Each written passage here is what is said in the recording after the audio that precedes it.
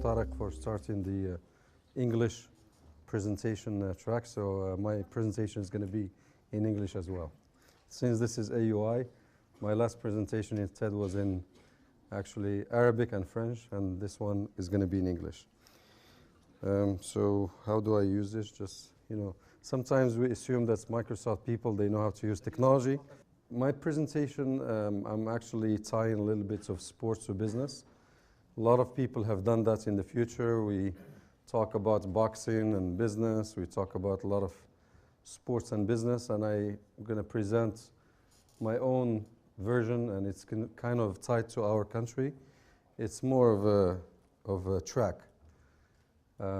We have some world champions in track. We're very proud of them. I remember some of you, maybe they were not born yet, but I remember when Saïd Awita won the championship in the Olympics. Nawal Moutaoukil, actually a lot of people actually had tears in their eyes. For the first time, Morocco was at the top of the Olympics. And when we think about track, or running, we think very simple. This person just get into his own track, whatever row, and he just runs and he wins. And believe it or not, there's a lot of thinking behind it. There's a lot of strategy behind it. And such a strategy applies to a lot of things that we do every day. So you have these people winning this world championships, and there's a lot of people, who don't win. What happened to those? These people, they're also champions of their countries or their neighborhoods, but we only remember the top guy. So the top guy definitely must have a strategy in order for him to win, and he goes through the different cycles in order for him to win. So his strategy is, he starts, obviously he's part of a bunch. He starts running, and there's a lot of people around him. And then there's that group, that number of people who just like, they get out of the masses, and they're normally few, maybe 20%, and they just like distinguish themselves from the rest of the group. And then the champion starts thinking. He's looking behind him. He's looking on his right, on the back. Who's the number one? Is this guy tired? He's not tired. When is the time for me to make the move? And at the right time, he has to choose the right moment to make the move and really excel and really reach out as fast as possible to that end line. And not only he needs to reach out to that end line, he needs to think about how can I psychologically, I don't want to say kill, but really destroy the number two guy. I want to go for not only for the medal, but I want to go for the record. And that's what gives him the glory. So there's, we see all this every day, but do we think about it? Do we think about how these people, what the psychological, just think about this person running for either 5 minutes or 10 minutes or even 10 seconds. If you look at the 100 meters, it's like less than 10 seconds, and a person has to roll out this strategy. So the conclusion from what these people go through is there are lessons that we have to learn and appreciate. The first thing is it's okay to start with the crowd. It's not, there's no one will start alone. No idea just starts alone. There's a lot of people who have ideas, but other people have similar ideas. I think a good example, not many people know that the founder of our company, Bill Gates, he did not finish his graduate's his bachelor's degree. It doesn't mean he was stupid or he did not want to finish. It's just that he had the idea, and he was afraid that other people who have the similar idea will start the idea first. So he's just like, it's time for me to move on. I'm not encouraging anyone here to drop out of school. Actually, I believe you should continue with school and maybe run your idea on the side in the weekends and at night. That time he didn't have the internet.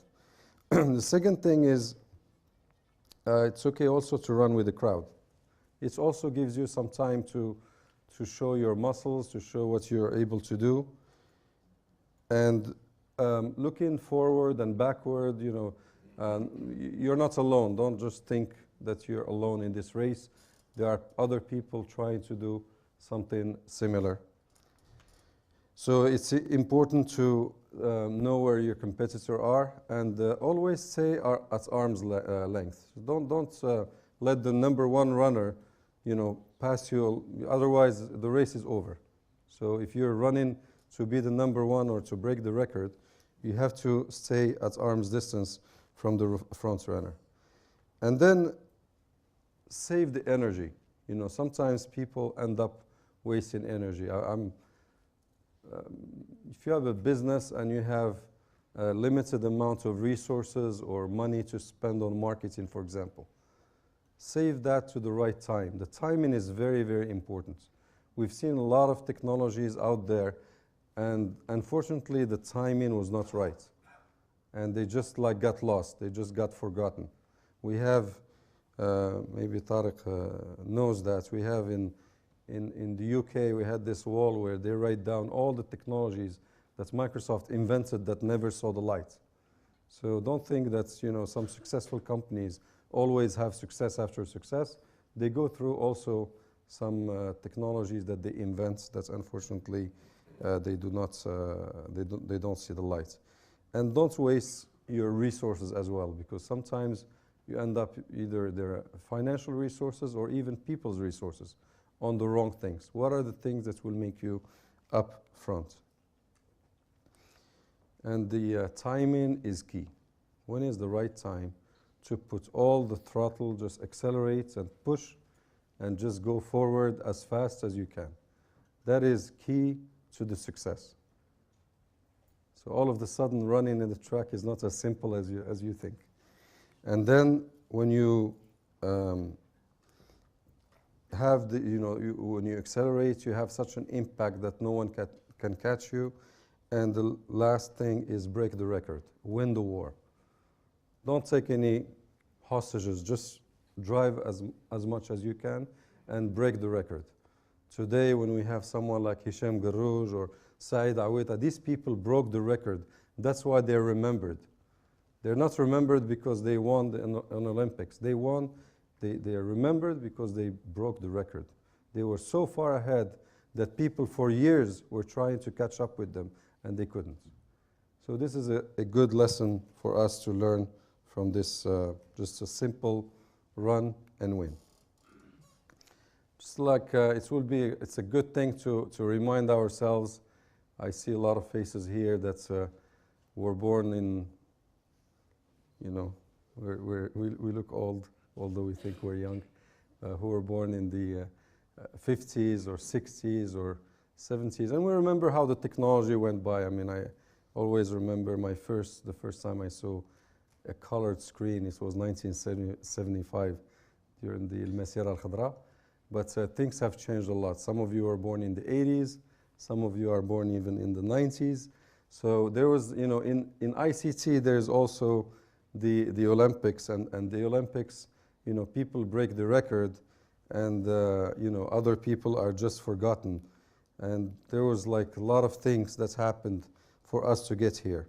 So I'm just rolling some technologies or some things that's really, some of them are still existing, others have just kind of disappeared. I don't know, some of you remember, who remembers WordPerfect? Anyone remembers WordPerfect? He's smiling. Yeah, WordPerfect was where we learned how to use word processing, or Lotus 123. And Microsoft at that time, came up with the integration between Word and Excel. And that's what gave it that number one, the record. So, there's still, we look at the 2010s or this decade Olympics in IT, and it's rough, and it's going to be very interesting to see who's going to end up breaking the record. Obviously, I'm just putting here examples, but there will be different technologies. Today we're looking at the gaming, we're looking at the cloud computing, we're looking at the whole consumerization of technology. It just, it's a huge race out there. And we are all consumers of this technology. And it's really up to us to make the winners and the laggers. I want to show here a bell curve. I think some of you has seen it, but it's a good reminder. This is my handwriting. It's really bad. But let's start from we see an axis, which is time, and percent adoption, which is on the y-axis. And we have these innovators. There are people like you, like Tariq, who innovates whatever he presented. That was innovation. Okay, then there's very small people like Tariq, or some of you here. I'm sure there are innovators. Then after that, we have those early adopters. Those are the guys who make Tariq win. Because if you don't have those early adopters, Tariq's idea is dead from the start. So those are the guys who, I don't know if you've seen Apple stores, those guys who sleep at night, starts at 6 p.m., knowing that at 8 a.m. the store will open and they can't wait to get that device on their hand because they're just the early adopters. And they could wait just 1 week later and get it without going through that queue and without sleeping in the tent. So those early adopters are the guy who share with others and tell them, hey, this is interesting. And there is that moment, it's right here. There is that moment where, it just jumps from those early adopters. They're not necessarily geeks, or they're just people who, whether it's democracy or anything, they're those courageous people who say, Tariq, I believe in what you're doing, and I'm going to jump with you right now. I'm not going to wait until I see other people. And then you get into the big bell, or the acceleration. The tornado is also called, for the early majority. And then you have the 150,000.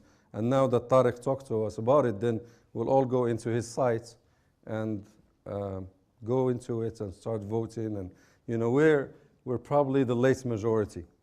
And then we have those laggers. Those guys are, they're the guys who are forced. Say, listen, if you don't go and vote in Tariq's side, then you're not going to get your salary at the end of the month. Those are the laggers. So this is, a bell curve, and this lesson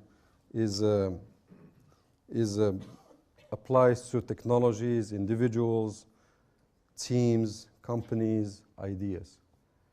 And that's my presentation. Thank you very much.